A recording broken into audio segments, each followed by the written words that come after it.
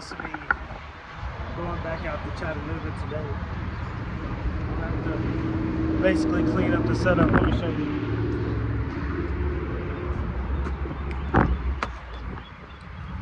So in here, that's where I usually sleep, but I have to put it back all up. It usually looks better than this, but it looks crazy right now. So I'm gonna fix it. All right. Anyways, I'm gonna show you how much I'm gonna make on Lyft today, and then I'm gonna go out to Chattanooga to handle some business, and then I'm gonna try to get back here tonight. So you're gonna get to see that. I'll show you what I make today, and yeah. So this is so cold. So here, I'm gonna see how the setup goes. So I had to think of a way to put enough stuff in here in a clever way. This still makes it kind of stealthy. So all you do, just close this up, and it actually closes. This side closes as well. And as you can see, that is very compact, and that stuff won't move. So like if I have a passenger like for Lyft or Uber that needs to put their stuff back here, I still have plenty of space for them. No problem. What's also cool is that it's nice and back to where it is. So generally I just like to vacuum the car out, you know, make it smell good, clean up. I like to go to the gym and take a shower as well, but I'm not gonna have time for that today. And I took a shower yesterday afternoon, so I'm good. Yeah, so I should be okay. But definitely need to take a shower tonight, so you guys will get to see that. I'll show you where I go to the gym at as well in Tennessee. It feels weird because it's my last couple of months. I'm just waiting for some things to get cleared with my visa. Turns out that I'm going to Thailand first instead of going to Canada, so that should be fun. Now I will be required to be in Thailand for a while, so that's going to be interesting for the classes. I might just do 6 months instead of a year, but it should be fun. This is going to be great. I can't wait. Alright guys, so I'm here with an update. So far I've made about 80 bucks, so not too bad. I stopped and got me some quick food, and some of the passengers I met today have been alright. They've been alright, not too bad, not particularly fun. I hate driving this far out though. I'm in an area where I know I'm not going to get a ride back, and when I'm in this car, I have to calculate my miles accurately and efficiently so I don't overspend on gas. So that's why I'm probably not gonna just, I don't know, I might pick up some more rides out here, but I don't know, I might head back to Nashville. As you can see, it's not much traffic where I'm heading to. I'm heading from Lebanon.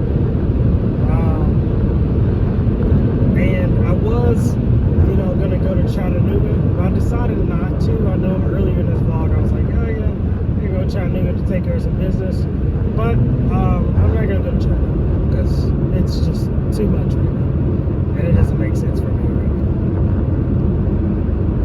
now. Oh wow, looks like there's some guys on some motorcycles doing some wheelies.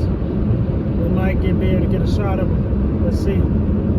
Let's see what happens. We might be able to. They might not pass. They might. Oh, it looks like they're taking an exit. Never mind. Yeah, so I'm going to Dollar Tree to see if they have this stuff, but I'm not too sure. They might have it, but every Dollar Tree I've been to, they don't usually have the vacuums, but they might. Dang, this thing is busy. This Dollar Tree, crazy. It's all empty. It's crazy.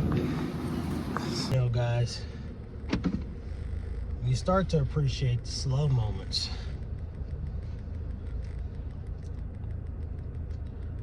I'm gonna be honest with you guys, living in my car more has made me, like, it allows me to slow down because, number one, I'm not spending that much money on stuff anymore.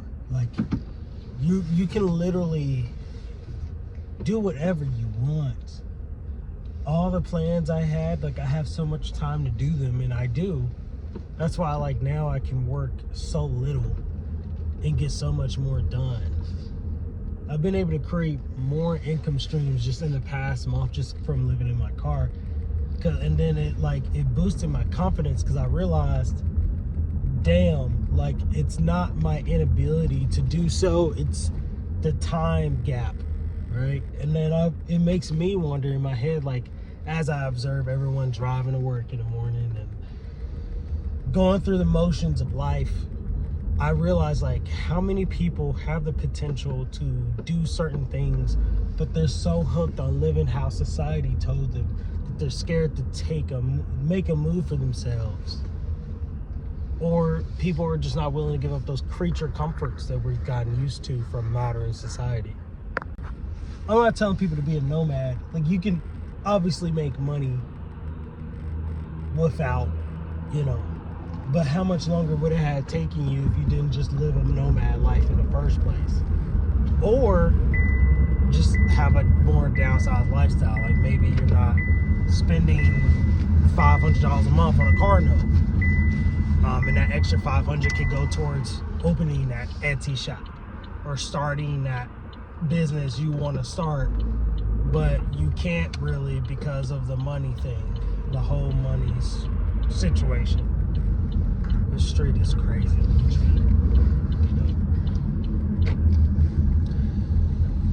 But yeah, the whole money situation, right?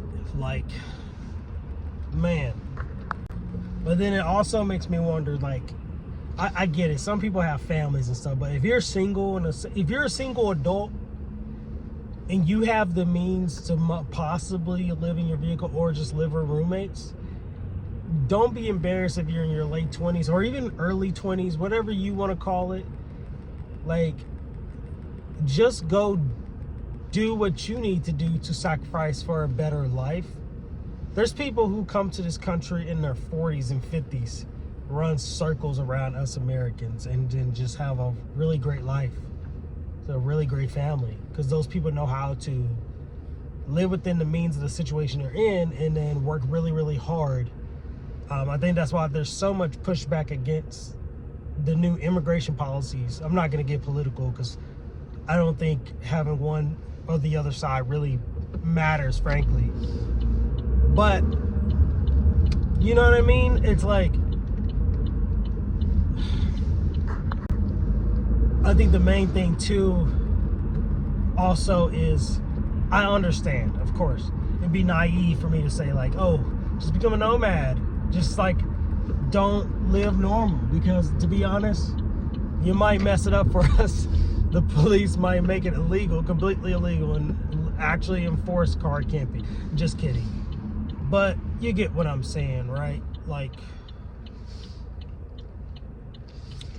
I guess what I'm trying to say is, maybe it's,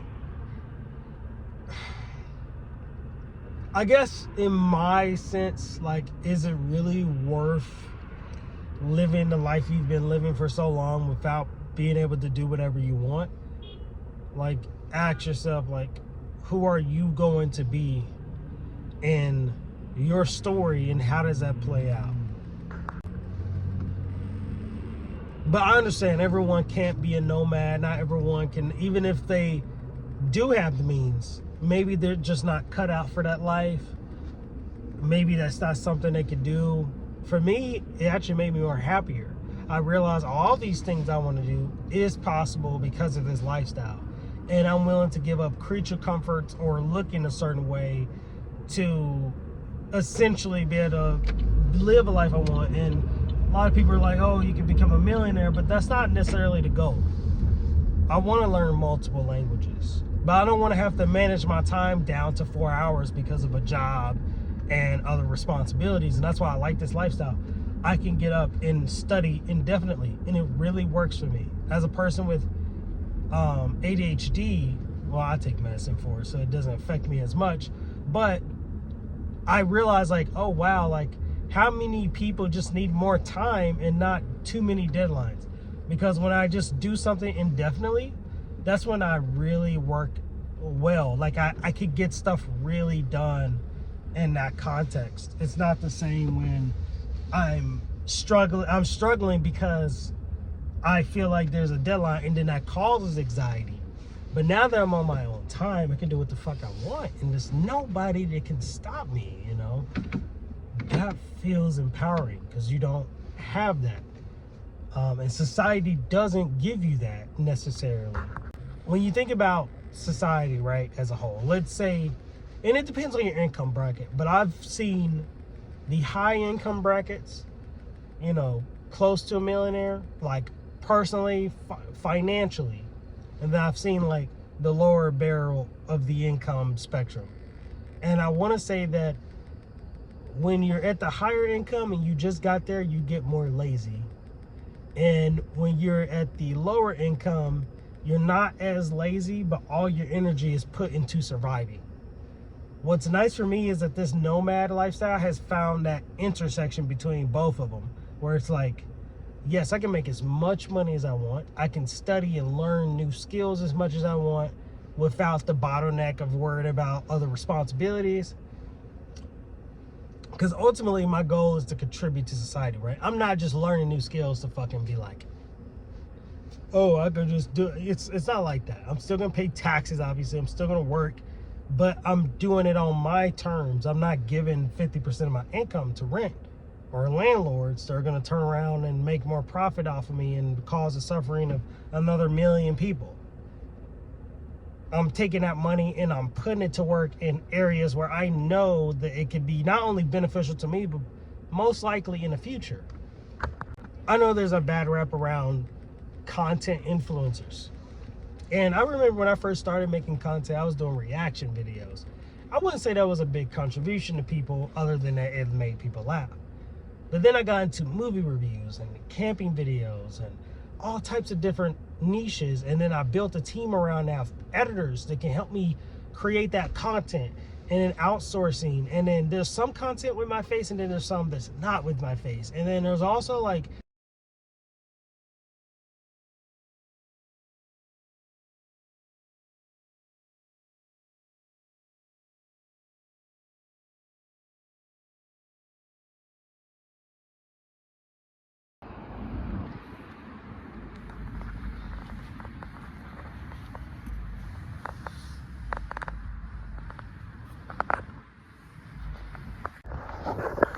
well, when it's all said and done, I ended up making a couple $100, but I'm getting ready to go to sleep.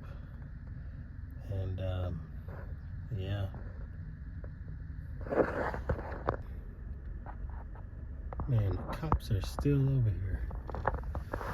So I'm excited about my new system. So in this little kind of parachute looking thing back here with the zip tie that keeps it in place, this has a generator, has my gym equipment, and just some extra little things I need like clothes and stuff. But here's a kicker. Even if this was to come off, everything stays attached to the back. None of it moves, and that's because of a pulley system I put in the back of the car. So if you look in here, this is all zip tied in to the back. And when I pull this down, it basically pulls out my bed. But when I'm working like DoorDash or Uber, Lyft, whatever, everything stays the same. You know, passengers can get in, it's roomy, but I still have the convenience of having the room in the back. If I want to release it, I just pull these levers and all my stuff comes out, and I can pull it back, whatever, and access it. But this also leaves room, a good amount of room for people to put luggage when I'm doing airport rides, so my stuff isn't all over the place. And any extra stuff that I need to access, you can just access under here. So it's pretty nice. The thing is with car camping, I'm still an OCD person. I've got to come up with a good system to really be able to, you know, be efficient at things. That's what I do. I'm good at being efficient. I know that about myself. So here, you can see everything is nice in here, nice and clean. I could do a little bit more. That's why I got a portable vacuum. I got this vacuum because it's just cheaper if you're gonna be lift driving or whatever. You want to maintain cleanliness. Also, it smells good in here. Make sure it smells good. So yeah, I got this vacuum, and it actually saves me money. Instead of spending like $2 every few days going back and forth, I have this, connects to the port, and I can also plug it in my generator if I don't want to use gas for whatever reason. And there you go. Easy way to keep things clean, you know. And I don't have to keep spending money at a car wash, you know. And every time I go, I do use their super good vacuums, but you get the point, right? It's like this just saves money generally instead of stopping at a gas station paying $2 here and there. So I would recommend getting you some sort of portable. These, you got to clean them a lot, but getting some sort of portable vacuum, it's a game changer for sure. Also here I have like this little note I get tips off of. I put a hello value customer. I'm saving money to go to Thailand. That's not the only country I'm going to, but you know, I just give them an idea of like what I'm saving money for, what I'm doing, why am I doing this, right? Water bottle. Usually I have granola bars. I don't know if there's any left. There's one in here. I like to refill on them. Same note on that side. Also, for extra storage, I have these little clothing bags. So I have like clean clothes just sitting behind here. It's very discreet. They wouldn't know unless they're just fumbling around, you know. But yeah, for me, living in a vehicle, it was very important that I came up with a really good system to maintain everything, you know. I also have a collapsible sink, so I'm going to show you that in a minute. So right here, I also have a collapsible sink. Usually I have like towels with me, so I would show you how the water goes in it. Usually I use a water bottle, put some water in it, and yeah, I plan to get a rack for the top of the car, and soon when I get a rack for the top of the car, I will have an actual motorizer that comes down from the top and then provides water, so that way I can keep water in it. And you know, because I like to, you know, wash my hands, but I don't want to stop all the time. So maybe a system like this, if I go out camping, whatever, I'm cooking, and I want to wash dishes, whatever. And what's nice is that it closes at the bottom, so I can keep the water in it and then dump the water somewhere. So yeah, this water, it's nice, and it's kind of cool. Like, this is, you know, I think I spent $15 at AutoZone for this, so that's not bad considering that. And I'm gonna show you how it looks. Hold on.